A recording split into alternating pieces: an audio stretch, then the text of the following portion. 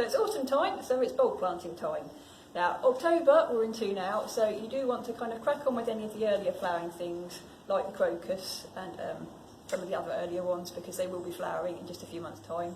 Things like tulips, there's a view that you should wait for the first frosts, but you could be waiting quite some time in East Anglia. I think some years we haven't even had any this side of Christmas, so I wouldn't wait that long, but November, December, perfectly fine. Also with the other later ones like the alliums and the camassia, which are very late. They're Chelsea flower show, so they often show up then, and so you'll really wish that you'd planted them if you don't now. People get quite worried about the planting depth. The general rule of thumb is that it is twice the bulb. So to show what that means, we've got here some big alliums. So 2 bulbs there, that is the top of our pot. So that is the height you're going to do it. So you'll pretend that there was room for another.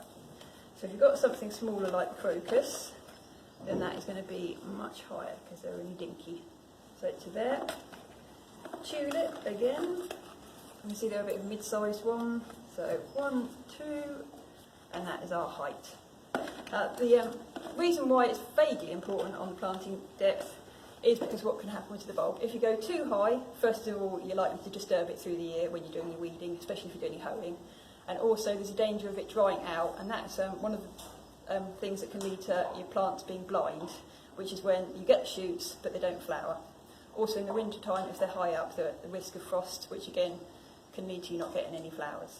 The risk of going too deep down is that they can rot, but actually you can go quite a long way down with most bulbs. You also want to adjust slightly according to your soil. If you've got quite a wet soil, you want to go that little bit higher. If you've got a dry sandy soil, then you want to go a bit deeper, not only because of the drying out problems, but also because they might fall over. Especially something like an allium that's tall, you want to go a little bit deeper just to anchor it down.